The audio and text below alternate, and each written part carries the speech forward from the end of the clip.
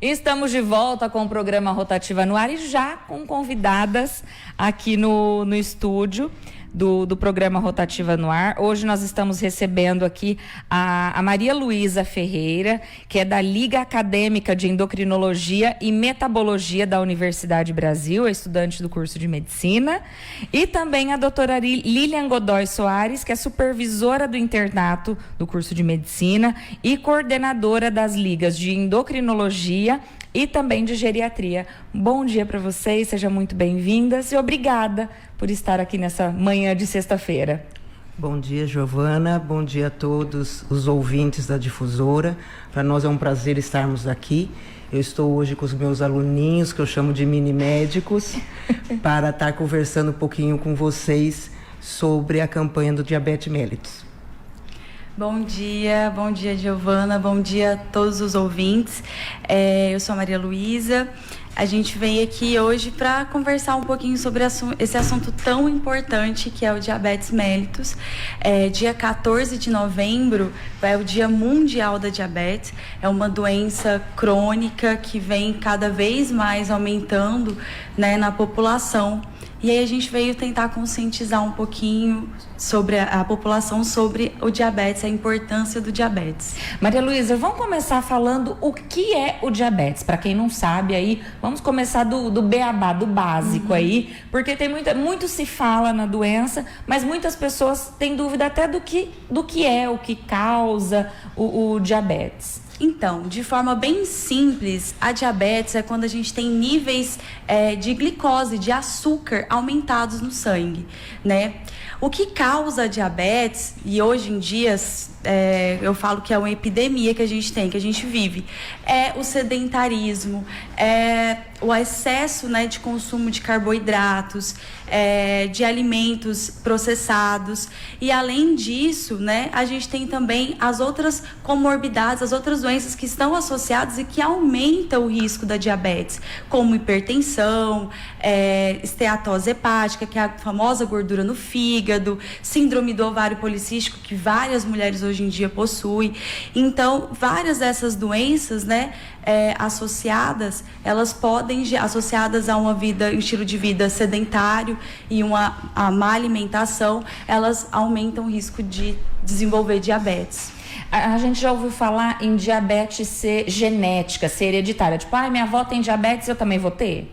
Então, tem um fator genético, né? A gente diz que histórico familiar você pode ter, só que a genética ela influencia muito pouco. Então, por mais que a sua avó ou a sua mãe tenha tido diabetes, a gente está falando do tipo 2, né? É o que a gente desenvolve ao longo da vida. Se você tiver um bom estilo de vida, né, uma boa alimentação, atividade física, você sobressai a sua genética. Mas a gente tem um tipo de diabetes, que é o diabetes mellitus tipo 1, que a pessoa ela nasce com essa doença que é causada por anticorpos, né, que atacam o pâncreas e aí reduz a liberação de insulina. Mas isso a gente descobre já na infância. O que a gente quer mesmo aqui enfatizar é o diabetes mellitus tipo 2, que é a que a pessoa desenvolve ao longo da vida por causa desse estilo de vida que muitos de nós temos hoje e as várias doenças associadas. Que é o diabetes que é possível ser prevenido, né? Que é possível prevenir. Que é possível prevenir se a gente mudar o estilo de vida, a alimentação. Igual, como eu falei, muitas vezes o ambiente, a gente consegue, se a gente tiver todas essas mudanças, a gente consegue sobressair a nossa genética, a gente supera a nossa genética. Entendi. E quais os cuidados que a pessoa que ainda, por exemplo, eu tô com o meu exame um pouquinho alterado, o que eu tenho que fazer para correr atrás, para melhorar aí, para baixar esses níveis aí, para eu não me tornar aí uma pessoa diabética? Então, os exames, né, o principal exame é a glicemia de jejum, né, que a gente faz ali rotineiramente toda vez que a gente vai ao médico, né? Sempre os médicos costumam pedir. Quando a gente percebe que está um pouquinho alterado, geralmente um pouquinho acima de 100, a primeira coisa é isso, é a mudança do estilo de vida, é reduzir o consumo de carboidratos simples, tá? Dar preferência a carboidratos mais complexos, alimentos mais integrais, e atividade física regularmente, né? Pelo menos 5 vezes na semana, de 30 minutos a 1 hora, aquela caminhadinha já ajuda muito. Aumentar o consumo de água também é muito importante. Dessa forma, mudando esse estilo de vida, fazendo boas escolhas alimentares, aumentando o consumo de vegetais, fibras, verduras, frutas e reduzindo os doces que a gente tanto ama e o carboidrato, a gente consegue... Frituras, gorduras. Frituras e gorduras também, reduzindo. Também a famosa cervejinha, que tem alto índice de cevada, então aumenta, né, o carboidrato. Né? Tendo esse equilíbrio, não é cortar, é equilibrar, né? A gente consegue reduzir os níveis de glicemia sem começar a tratar, a tomar medicações. Certo. E quais são os riscos de uma pessoa que tem diabetes? O que a diabetes causa? Então, isso é o mais importante. As pessoas têm que estar muito cientes sobre isso. A população precisa disso. A diabetes, tem estudos que mostram que 10 anos antes do diagnóstico, da gente falar que aquela pessoa tem diabetes, ela já começa a ter alterações nos vasos, na microcirculação dela. Então, essa pessoa... Então, 10 anos antes do diagnóstico, ela já começa a ter lesões no vaso. Então, e você imagina 15 anos depois do diagnóstico. Essa pessoa, ela pode ter a retinopatia diabética. O que é isso? São as lesões na retina. Então, ela pode vir a ficar cega. Né? A gente tem as doenças cardiovasculares, que a gente fala macrovasculares. Então, ela tem maior risco, propensão de ter AVC, infarto. Lá na faculdade, as professoras falam que um paciente diabético, ele tem o mesmo risco de infartar de um paciente que já infartou, de tão sério que é. E a gente também tem outras doenças como o rim, a nefropatia diabética, que é importantíssimo. Começa a ter lesão renal e essa pessoa começa a diminuir a filtração até chegar à insuficiência renal completa. Hoje, se você pegar a hemodiálise de Fernandópolis, mais de 70% das pessoas que estão lá fazendo hemodiálise é por causa de diabetes maltratada, ou 15, 20 anos de diabetes, né? Fora a neuropatia diabética, que é aquela falta de sensibilidades nos pés. Então, começa com formigamento, depois a pessoa já não sente nada, machuca o pé, não vê, evolui para uma necrose, uma infecção, e muitas vezes a gente vê aí pessoas que amputaram os pés, os dedos, por causa de uma diabetes maltratada, né? Porque a pessoa, ela perde a sensibilidade e demora para o processo curativo daquela infecção demora. Então, são todos esses e vários outros. A pessoa diabética, a cegueira, né? Fica cega por causa da retinopatia. E outra, a gente tem que lembrar que uma pessoa diabética, ela é predisponente a várias outras síndromes metabólicas.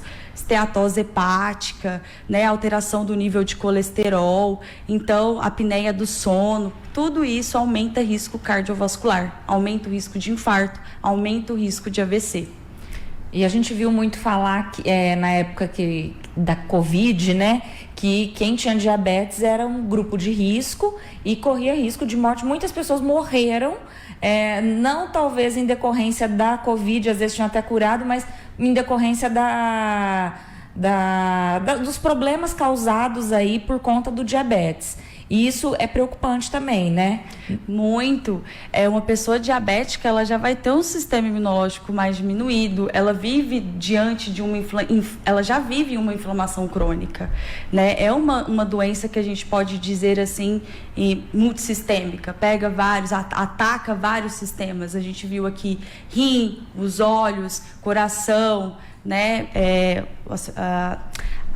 Os pés, os nervos. Então, é uma doença multissistêmica. Então, já é um paciente que ele já está comprometido, né? E aí, associado a um COVID, que muitas pessoas, e a maioria dos pacientes diabéticos são obesos, né?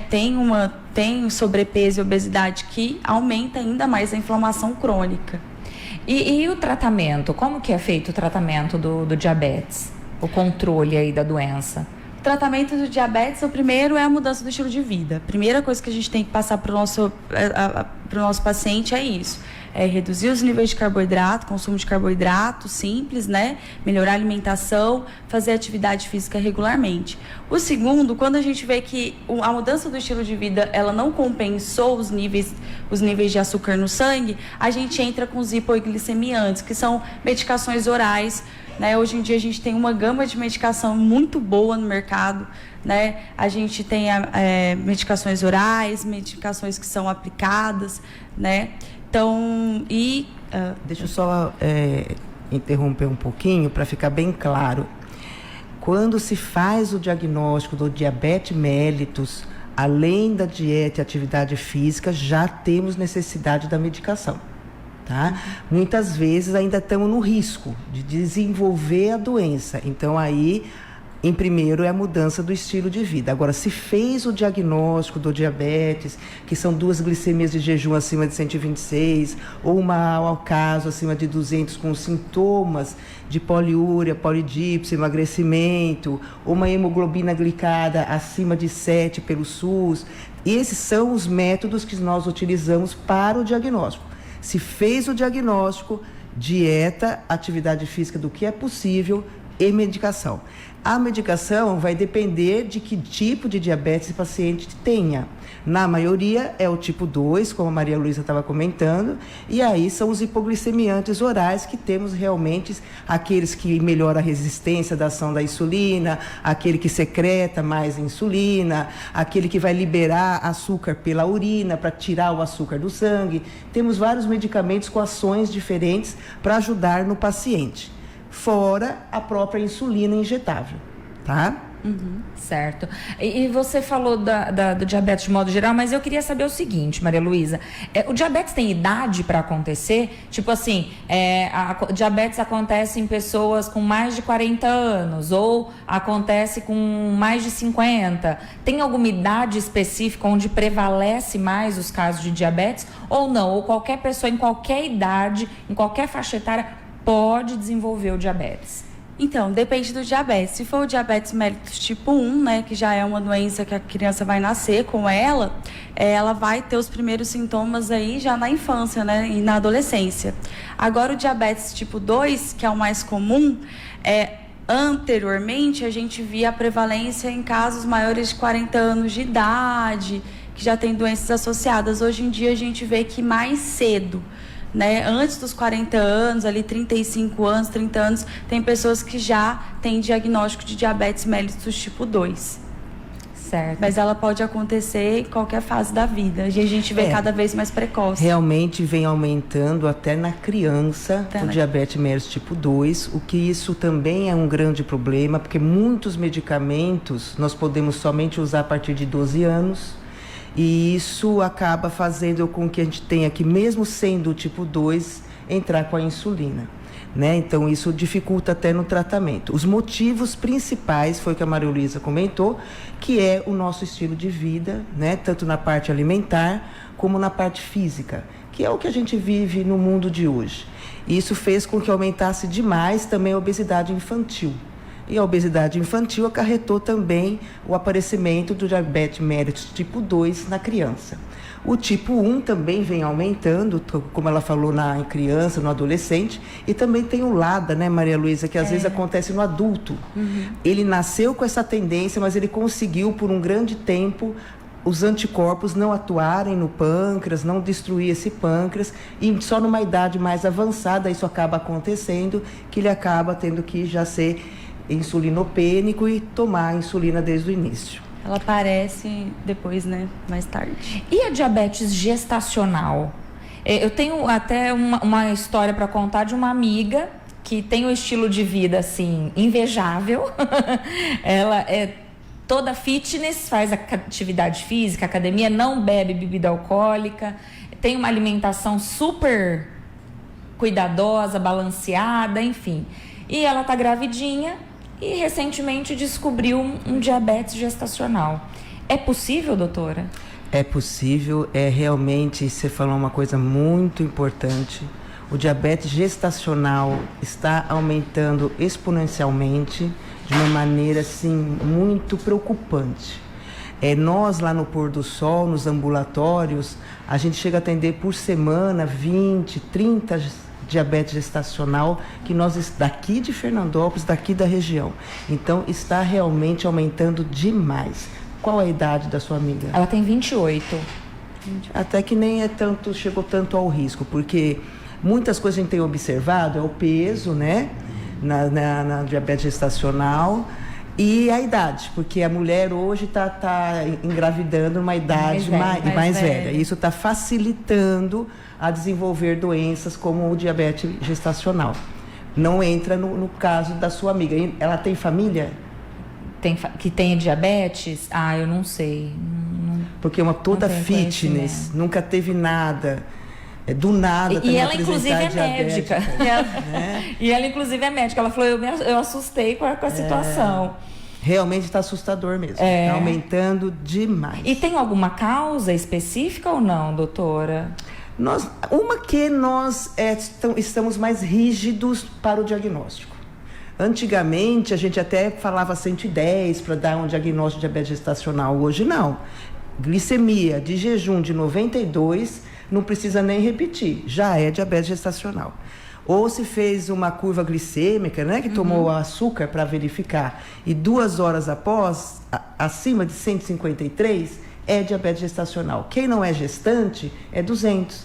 Então, nós estamos mais rígidos, justamente para evitar as complicações tanto da mãe como do feto, né? Então, que isso leva muito a aborto, malformações. Então, por isso, isso acabou fazendo os diagnósticos maiores. Mas, além disso, os fatores principais é a idade e o próprio peso da paciente que está no momento gestante. Certo. E vocês me falaram que vai ter amanhã acontece uma ação, né, da Liga lá na Praça Joaquim Antônio Pereira, é isso? Onde que vai ser? Sim, na Praça do Centro, ali em frente à Igreja Matriz. A gente vai estar lá a partir das 8 horas da manhã, panfletando, explicando um pouco sobre o diabetes.